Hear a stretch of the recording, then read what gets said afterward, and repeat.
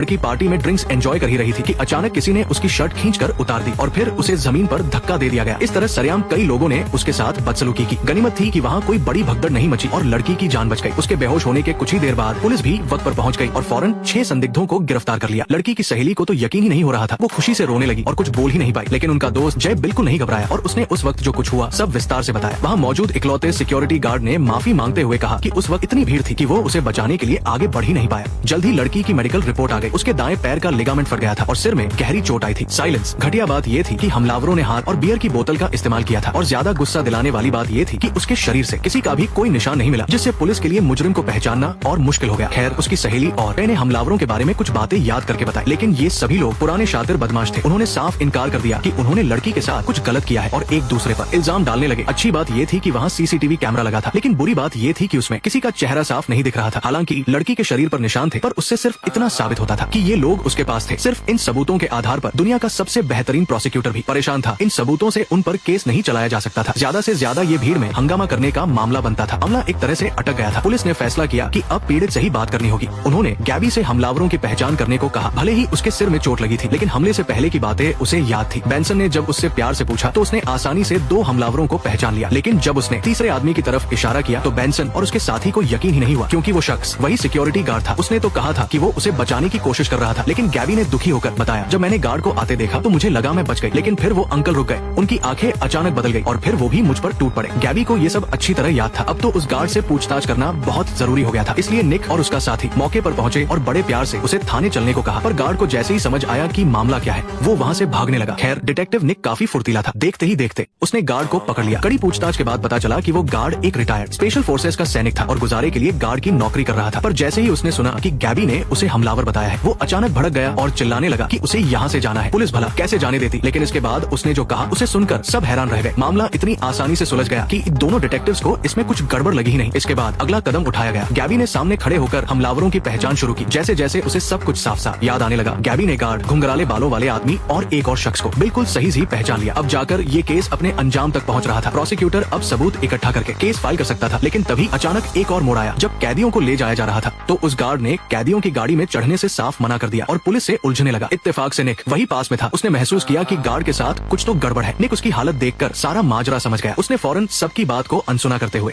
Guard को वापस police station ले आया। वो जानता था कि guard post traumatic stress disorder से गुजर रहा है और उसे बंद जगहों से भी डर लगता है, लेकिन उसके साथी को इन सब से कोई मतलब नहीं था। उसका मानना था कि मुजरिम होता है और उसे ले जाना चाहिए। पर निक ने जोर देकर कहा कि उस वक्त गार्ड बस बिना सोचे समझे सवालों के जवाब दे रहा था। उसे अंदर से लग रहा था कि गार्ड असली गुनहगार नहीं है। इस बात पर दोनों में जोरदार बहस हो गई, लेकिन कानून तो सबूत मांगता है। भले ही दूसरा डिटेक्टिव निक का मजाक उड़ा रहा था, उसे सबूत तो लाने ही पड़ते। इसलिए निक ने एक बार फिर गार्ड से दिल से बात करने की कोशिश की। धीरे धीरे गार्ड को सालों पहले का एक मिशन याद आया, जब उसकी एक महिला साथी उसकी बाहों में गिर गई थी और वही उसने दम तोड़ दिया था। और उस दिन कॉन्सर्ट में जो आतिशबाजी हो रही थी, उसे देखकर गार्ड को जंग के मैदान में हुए धमाके याद आ गए। उस सदमे में उसने गैबी को अपनी वही साथी समझ लिया और उसे बचाने के लिए आगे बढ़ना चाहा, लेकिन इस चक्कर में असली गुनहगार आ गया। गार्ड ने याद करते हुए बताया कि वो एक सफेद शर्ट वाला लड़का था। उसी ने लड़की के कपड़े खींचे थे। गार्ड के बताने पर निक ने सीसीटीवी फुटेज में से उस लड़के को ढूंढ निकाला, लेकिन उसके साथी को अब भी यकीन नहीं था। उसे लगा कि गार्ड निक को बेवकूफ बना रहा है। निक ने बहुत समझाने की कोशिश की कि ये ट्रॉमा की वजह से हो रहा है, पर असली गुनहगार कौन है और कौन झूठ बोल रहा है ये तो जांच के बाद ही पता चलता। और तभी जांच कर रही टीम की एक सदस्य वापस आए। किस्मत देखिए, सफेद शर्ट वाला लड़का और पीड़ित लड़की दोनों एक ही मिडिल स्कूल में पढ़ते थे। अब ये मामला और दिलचस्प हो गया था। उस वक्त किसी को अंदाजा नहीं था कि वो सच्चाई के कितने करीब पहुंच चुके हैं। सफेद शर्ट वाला लड़का उम्र में छोटा था और वो बार बार यही कह रहा था। उसने कुछ नहीं किया। निक ने उसे बहलाने फुसलाने की बहुत कोशिश की, लेकिन वो अपनी बात पर अड़ा रहा कि वो बेकसूर है। वही गैबी ने भी बताया कि वो सफेद शर्ट वाले लड़के को ठीक से जानती भी नहीं। वो बहुत शर्मिला लड़का है और लड़कियों से बात करते हुए उसका चेहरा लाल हो जाता है। ऐसा नहीं लगता कि उसमें इतनी हिम्मत होगी कि वो ऐसा कुछ करे। इसलिए बेंसन ने गैबी से कहा कि वो खुद उस लड़के को फोन करके बातों में उलझाए। नतीजा ये हुआ कि लड़का वाकई जाल में फंस गया और फोन पर उसने मान लिया कि ये सब बस एक मजाक था। तो अब एक नई बात सामने आई। इसका मतलब उसके साथ और भी लोग थे। शुरू में तो वो लड़का बहाने बना रहा था। नेक्स्ट पार्ट देखने के लिए वीडियो को लाइक करो।